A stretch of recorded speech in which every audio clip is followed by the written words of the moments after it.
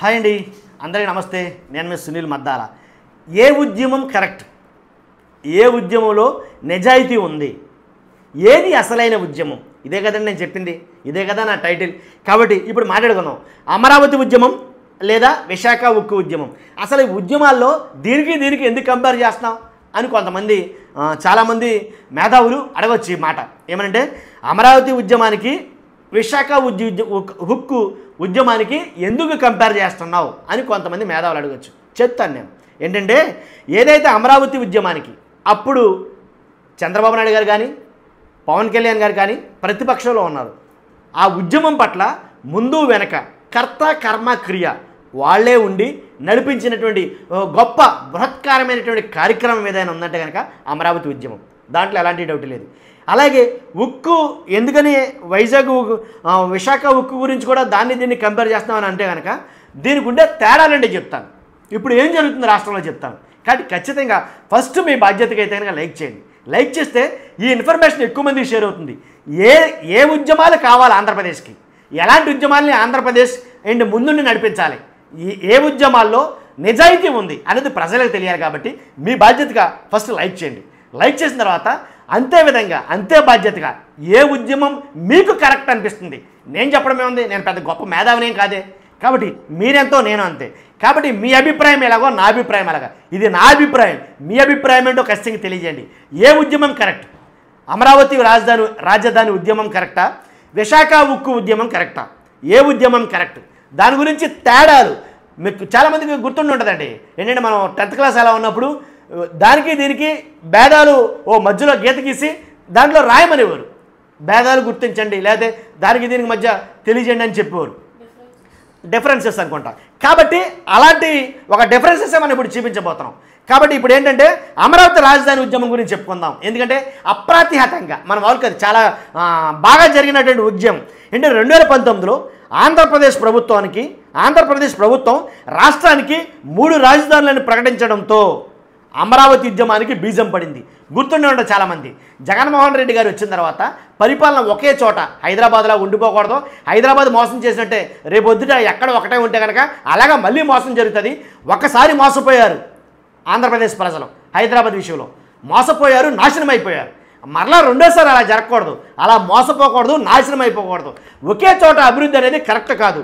అభివృద్ధి అయినా పరిపాలన అయినా వికేంద్రీకరణ అనేది ఉండాలి, విభజించి పరిపాలించాలి అనే రాజ్యాంగంలోని ఆర్టికల్స్ కొన్నింటిని తీసుకుని పరిపాలన 3 ప్రాంతాలకు చెందాలని చెప్పేసి 3 రాజధానులు అని డిసైడ్ చేసి ఎప్పుడైతే ఆ మాట అన్నారో ఆ మాట అంటంతో పాటు కొంతమందికి గుండెల్లో రైళ్లు పరిగెత్తాయి. మన మామూలుగా అది శరవేగంగా పరిగెత్తాయని చెప్పాలా. తర్వాత ఎందుకు పరిగెత్తాయి ఏంటనేది విజ్ఞత కలిగినలు నేను మీకు ఏం అట్టిబండి వచ్చి మరీ చెప్పనవసరంలా. చూస్తున్న మీకు అందరికీ మీకు అర్థమవుద్ది. రాజధాని కోసం భూములు ఇచ్చిన రైతుల దగ్గర కొన్న నేతలు, రాజధాని కోసం భూములు ఇచ్చిన రైతులు చాలామంది నిజంగా భయపడ్డారు. ఎందుకంటే రాజధాని కింద తీసేస్తే మా భూములకు విలువ తగ్గిపోతుందేమో, మా భూములకి ఏదైతే మేము ఇచ్చామో అది మాకు వెనక్కి ఇవ్వరేమో, మా భూములకి ఇస్తానన్నటువంటి అమౌంట్ మాకు ఇస్తారో ఎవరో, మాకు ఏదైతే పరిహారంగా చెల్లిస్తానో అన్నారో అది చెల్లిస్తారో లేదో అనే భయాందోళనలోకి వెళ్ళిపోయే వాళ్ళు. అప్పుడు ఏం జరిగిందంటే కనుక వాళ్ళ ఉద్యమం తీసుకొచ్చారు అని కొంతమంది చెప్తున్నారు. కొంతమంది దీంట్లోనే ఇంకొక వెర్షన్ ఉంది. ఏది చెప్పినా నాననుకున్న 2 వైపులు చెప్పాలి. ఒకటి ఇది, తర్వాత అక్కడ భూములు కొనుక్కున్న వాళ్ళు ఉద్యమం ఇది. అమరావతి రైతుల ఉద్యమం కాదు, భూములు కొనుక్కున్న రియల్ ఎస్టేట్ వాళ్ళు చేస్తున్నటువంటి ఉద్యమం ఇది.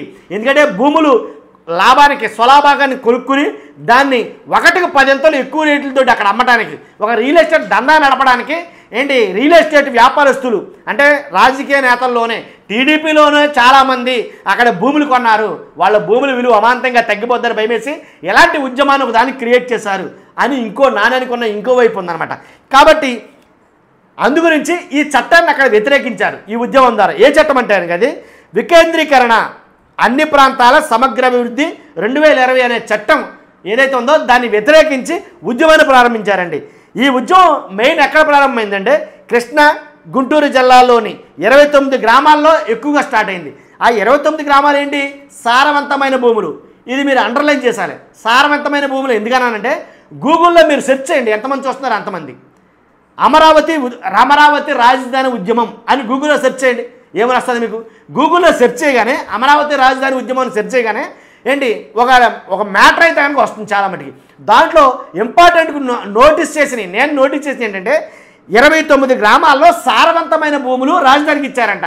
ఎవడు తీసుకోమన్నాడండి అసలు? సారవంతమైన భూముల్ని రాజధానికి తీసి బీడు భూములుగా ఎవడ మార్చమన్నాడో అని కొంతమంది మాట్లాడారండి. ఎలా అంటే ప్రకృతి ప్రేమికులు చాలామంది మాట్లాడారు. ఎందుకంటే సారవంతమైన భూములు నాశనం చేయడం తప్పు. బీడు భూములు కానీ, అటవీ భూములు కానీ, రేగడి ఇలాగ ఏ అయితే వ్యవసాయానికి పనికిరానటువంటి భూములు ఉన్నాయో అలాంటి చోట తీసుకున్నా పర్వాలేదు, బంగారులాగా పంటలు పండే భూములను నాశనం చేయడం తప్పు అని అటవీ ప్రేమికులు వాళ్ళ వాదన వాళ్ళు వినిపించారు. తర్వాత 2018 డిసెంబర్ 18న మందాడం, తుళ్ళూరు, ఉద్దండరాయనపాలెంలో నిరసనలు ప్రారంభమయ్యాయి. ఇదండి అమరావతి రాజధాని ఉద్యమానికి షార్ట్ అండ్ స్వీట్గా ప్రారంభానికి ఎలా బీజం పడింది, ఎందుకు బీజం పడింది, అమరావతి రాజధాని ఉద్యమం ఎందుకు ప్రారంభమైంది, ఎవరు ప్రారంభించారు, ఇలాంటి విషయాలన్నీ నేను మీకు చెప్పడం జరిగింది. ఇది అమరావతి రాజధాని గురించి.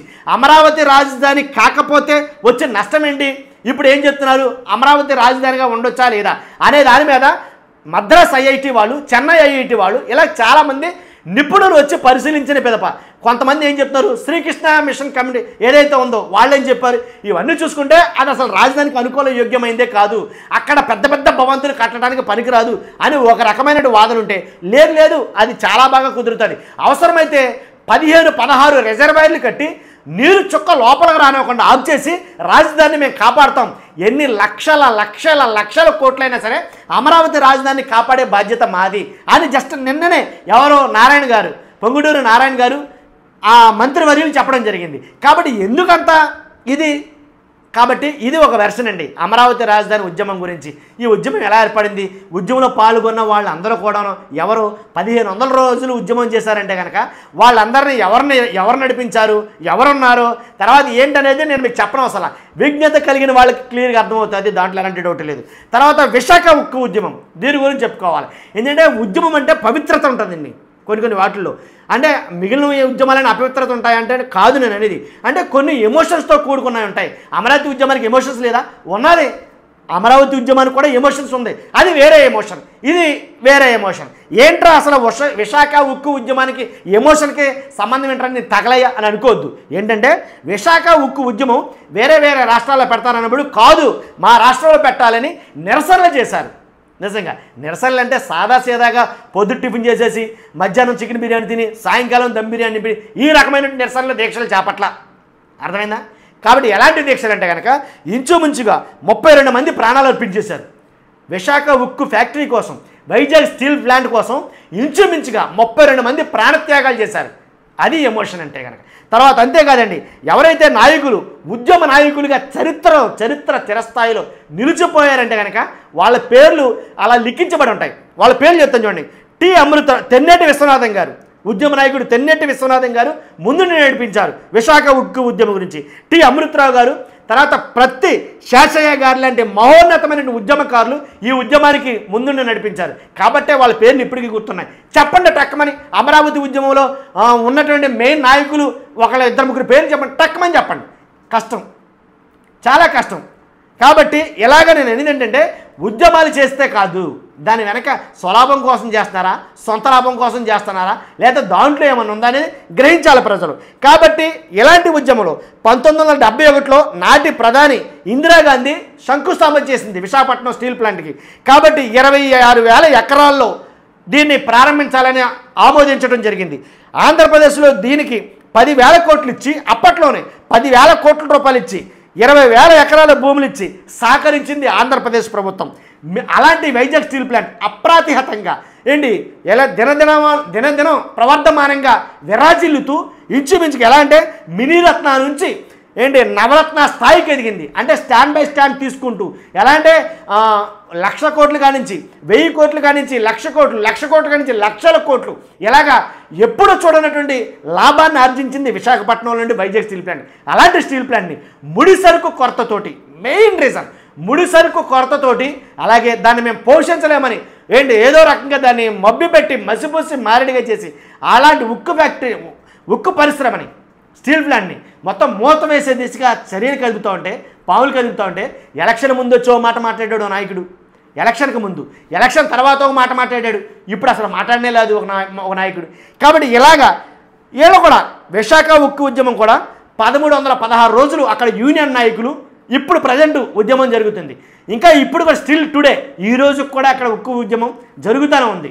ఉద్యమం అనేది జరుగుతుంది. స్టీల్ ప్లాంట్ మూసేయొద్దు, మా పొట్టలు కొట్టొద్దు, కాబట్టి ఇది మాకు ఒక ఎమోషన్ అని అయితే కనుక చెప్పడం జరుగుతుంది. చూద్దాం వాళ్ళ మనోభావాలు, వాళ్ళ అభిప్రాయాలు అవన్నీ కూడా జరుగుతున్నాయి ప్రస్తుతానికి. కాబట్టి మీ అభిప్రాయం ఏంటి, మీ ఎమోషన్ ఏంటి, ఏ ఉద్యమం సరైంది అనుకుంటున్నారు? కాబట్టి అమరావతి రాజధాని ఉద్యమం గురించి చెప్పా, అలాగే విశాఖ ఉక్కు ఉద్యమం గురించి చెప్పా, రెండింటికి ఉండే కంపారిజన్ ఏంటి చెప్పా. కాబట్టి మీ అభిప్రాయం తెలియజేయాల్సిన బాధ్యత మీకు ఉంది. కాబట్టి మీ అభిప్రాయం తెలియజేయండి. ఫస్ట్ లైక్ చేయండి. ముందు లైక్ చేస్తే ఈ వీడియో ఎక్కువ మంది షేర్ అవుతుంది, నాకు కూడా కొంచెం మోటివేషన్గా ఉంటుంది. మర్చిపోతే లైక్ చేయండి, షేర్ చేయండి, సబ్స్క్రైబ్ చేయండి. Thank you very much.